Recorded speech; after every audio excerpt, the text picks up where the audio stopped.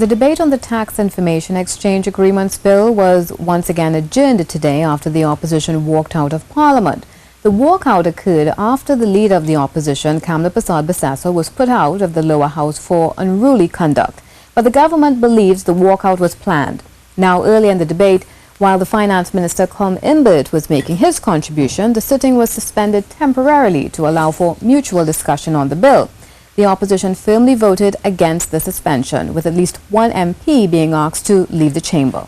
No Standing Order 53, the Speaker can intervene. Member for Urupuj East, I would ask you to just withdraw that statement. Yes. Member, I am sure you do not mean to be contemptuous. I am sure I don't mean to be contemptuous. I voted no already. I would ask you to leave the chamber until we resume. Even after the sitting was suspended, Couva South MP Rudy Indar Singh could be heard voicing his disagreement. It's a dictatorship. It's a dictatorship. Nobody is going to run this opposition into the ground like this. No. Peter Christopher was in the Parliament today and he filed this report on the walkout.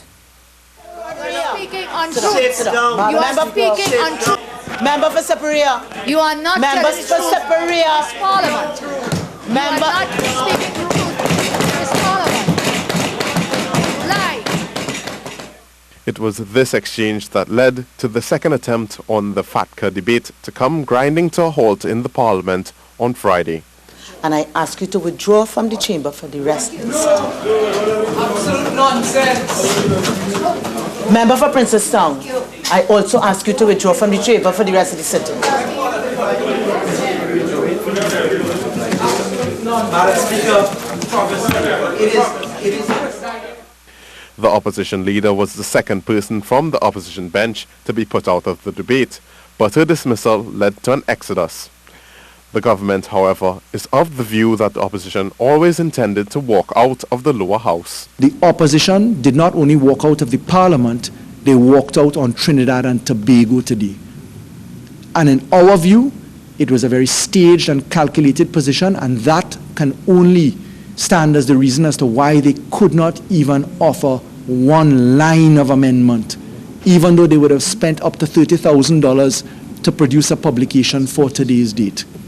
In a press conference immediately after the adjournment of Parliament, the Minister of Finance similarly concluded that the opposition's claim was merely a front. In fact, when you get down to brass tacks, the opposition is grandstanding, because we have taken the minister out of the clause that they had a problem with, and we have looked at all the requests they have made, and there's really nothing left, so that the opposition could easily today have come and voted for the bill and passed the bill. They chose not to do that. The Finance Minister also explained the decision to adjourn the bill had to do with keeping the bill on the schedule to be passed in short stead. If we had allowed the opposition to continue in the way they were behaving, and we had decided to be reckless and put this matter to a vote today, for example, it is obvious that they would not have voted for it. The bill would have failed, and that would have sent an entirely wrong signal to the U.S. Treasury and the American authorities. And that is our major concern. So there's under no circumstances are we going to do anything that will allow this bill to fail. The deadline for the FATCA agreement is currently set for September 30th. The Finance Minister said he was still awaiting word from the United States concerning an extension.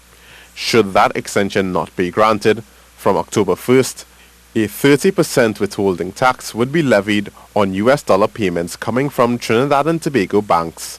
Peter Christopher, C News.